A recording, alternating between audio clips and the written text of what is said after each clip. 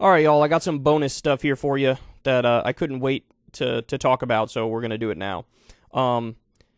Candace Owens is yet again proving that she is probably the single dumbest political commentator in the game. And of course, there is stiff competition. I mean, Dave Rubin is in that conversation, and I sincerely believe Candace Owens has now surpassed Dave Rubin. So here she is talking about Andrew Tate. And I'm going to show you, I mean, the track record of this woman is beyond abysmal. You would almost be guaranteed to make money if you always bet on the opposite of whatever she says. Okay, so shout out to Jason Campbell, who pulled this clip. Here's Candace talking about Andrew Tate, and I'm going to give you some new information that we just learned about Tate. So let's watch. Fast forward to today, and I see these allegations of him being a rapist, human sex trafficking, whatever in Romania. And my take on this is that I do not believe that Andrew Tate is a rapist. I don't. I think that that is what people like to accuse men of when they're trying to take them down, right? This story just came out from Vice. Quote, "I love raping you." What Andrew Tate told women who accused him of rape. Bruh. There are text messages, WhatsApp messages that they got. And they are very, very, very disturbing. Apparently, there's some recordings here as well. He went on to say, "Am I a bad person? Because the more you didn't like it, the more I enjoyed it. I effing loved how much you hated it. It turned me on. Why am I like that?" There is a story about how she made clear, hey, I don't want to sleep with you. We're not going to go down that road tonight. And then the more she pulled away, at one point, he choked her and basically, wore her down. I mean, this is, we're not going to go through the whole article because you get the gist of it here, but this is, textbook rape. Textbook. And clearly he's one of those guys who, gets off on the power trip and gets off on degrading women, coercing women, in his case, literally forcing them into sexual activity. So, I mean, I don't, quote, "I love raping you." There's no ambiguity, right? And Candace, the world's dumbest political commentator, now this came out just before this article, but it's not like there wasn't already evidence there. There were, the crimes that the Romanian government is accusing Tate of committing. There's, detailed videos. I think it was behind the paywall on Hustlers University, but there's detailed videos where he explains the exact crimes that he's guilty of in terms of, the human trafficking stuff. So, anyway, let's listen to the rest of Candace. Fast forward to today, and I see these allegations of him being a rapist, human sex trafficking, whatever in Romania. And my take on this is that I do not believe that Andrew Tate is a rapist. I don't. I think that that is what people like to accuse men of when they're trying to take them down, right? Do I believe that Andrew Tate is exactly what he tells us that he is in his videos when he talks about women and he says that he thinks that women should be subservient to men, and that in his relationships he says that he has tons of children, and that he says that in his relationships he expects to be the more dominant one? I'm paraphrasing here, but Andrew Tate is not hiding exactly who Andrew Tate is and always has been, and clearly he communicated exactly what it was and whatever it was that he does in Romania to my assistant, giving. And he talked about it here in the article where it says, quote, "I love raping you." And he talked about it in those various videos where he explains in detail his human trafficking crimes. So maybe a little bit of a failure. Well, I like how we paused the video here when she looks like a chipmunk. A little bit of a failure on the research side here. Her the option. Maybe she wants to join. For all I know, maybe in Romania, which may be perhaps the reason he moved to Romania, whatever he was doing, being a modern Hugh Hefner, is legal. I'm taking a guess here. I don't know. But if you're a guy and you hold citizenship in America or in the United Kingdom and you decide to uproot to Romania, it's got to be because you can do a little more dodgy stuff in Romania. It's the Eastern Quarter. This is how things work. Right. So take that to its logical conclusion. If he's going there to, quote, do more dodgy stuff, maybe at some point the quote unquote dodgy stuff crosses the line into flat out illegal. And by the way, the comparison to Hugh Hefner is rich, because my entire life, the right despised Hugh Hefner.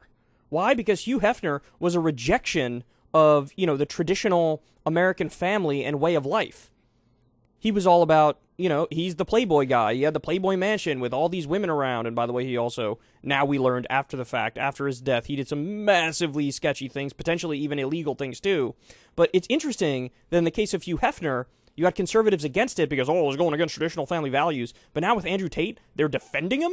Now, why? Why are they defending him? The answer is actually very simple. Because Andrew Tate has held himself up as this paragon of masculinity. This paragon of, the male gender role embodied. And for whatever reason, people on the right, specifically the far right, love these rigid gender role ideas.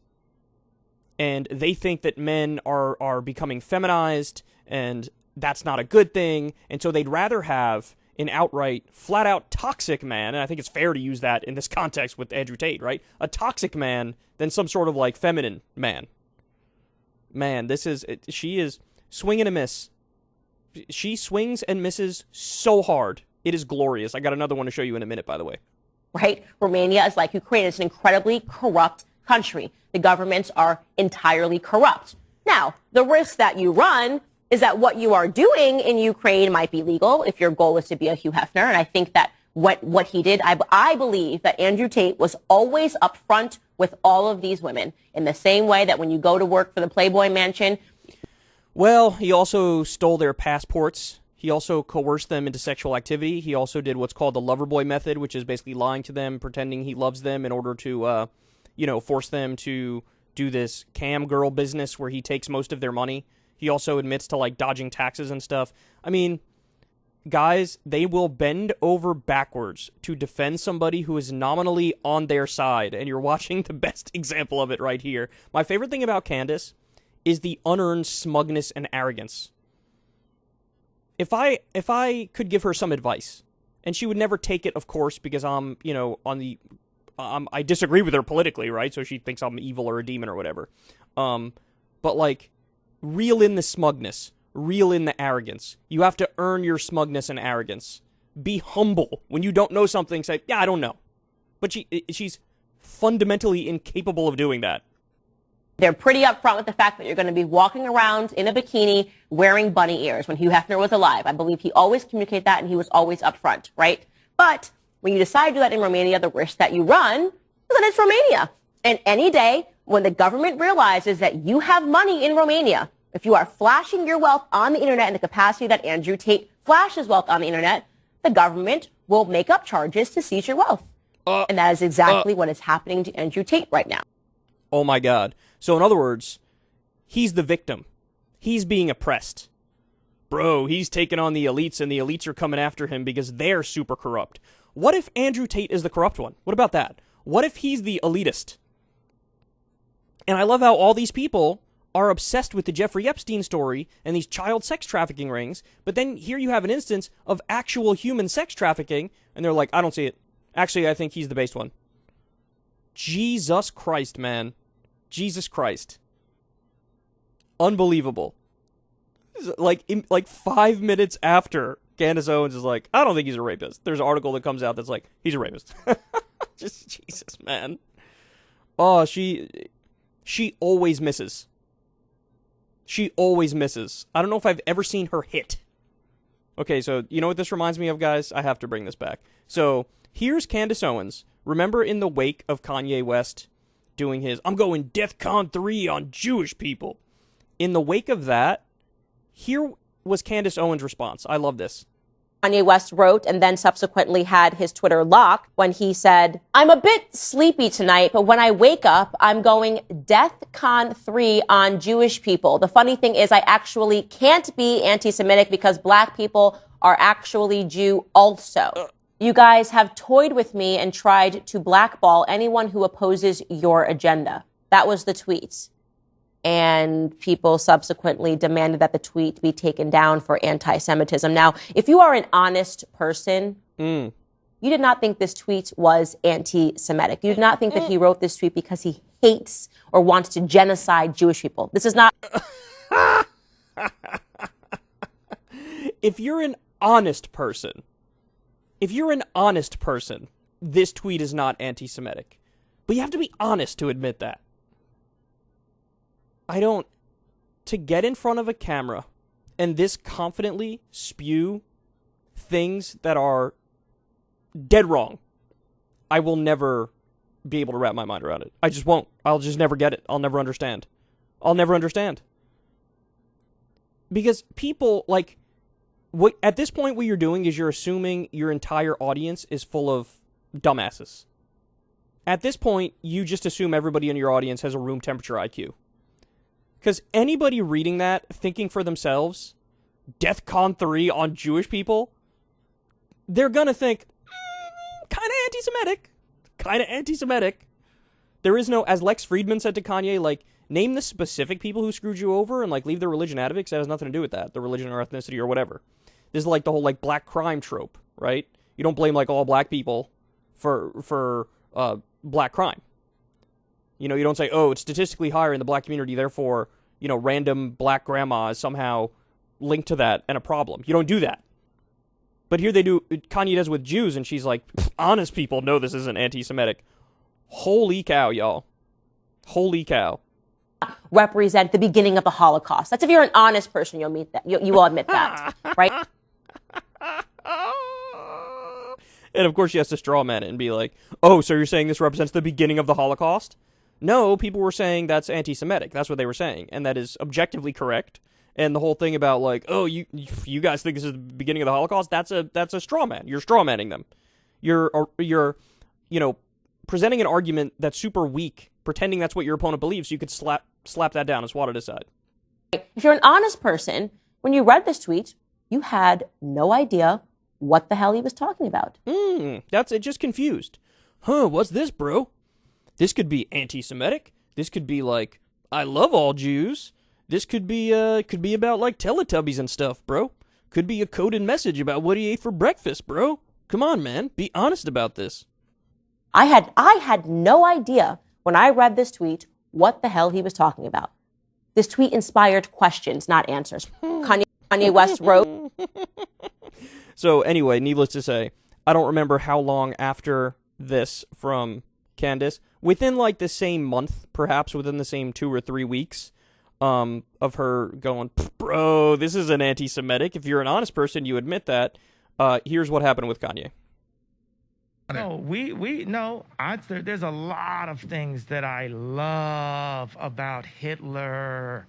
A lot of things. Hey, Oops. So look, one of the things I pride myself on this show, as you guys know, is we've deconverted a number of people who've been going down that right-wing pipeline. The Ben Shapiro fans, the Steven Crowder fans, back in the day, the Stefan Molyneux fans, all those sorts of people. And that's a badge of honor to me, because in order to change minds, you have to be able to get through the initial defenses, and that's probably the hardest part. And once you get through the initial defenses and they're listening, then it becomes easier, right? With Candace, she makes it so easy. Anybody who's a Candace Owens fan, if they keep their mind open for 2 minutes watching this video, then it's oh yeah, she's one of the dumbest people on the planet. Never mind the dumbest political commentator. She has officially surpassed Dave Rubin. Because again, when she goes out there and arrogantly and smugly makes a proclamation or makes a prediction, you would make a tremendous amount of money if you always bet on the opposite happening. Apparently it's a law of nature. Because now this is the second time we've seen the clearest example of it ever. And by the way, will there be any sort of consequences? Is Ben Shapiro, who runs the Daily Wire, Candace Owens works under him, Is Ben going to talk to Candace and be like, hey, maybe reel it in a little bit? You get out over your skis quite often, and you make yourself look like a fool, and by extension, you make the Daily Wire look like fools. Because Ben is wrong often, right? But he's smart enough sometimes to do the caveats and the hedges, and to sort of couch the commentary he makes where he gives himself plausible deniability. Candace doesn't have that. Candace is a bull in a china shop. And it's embarrassing, man. I have secondhand embarrassment from watching her do this. So anyway, I should keep my eye on her show some more because she's going to give us more glorious moments like this moving into the future.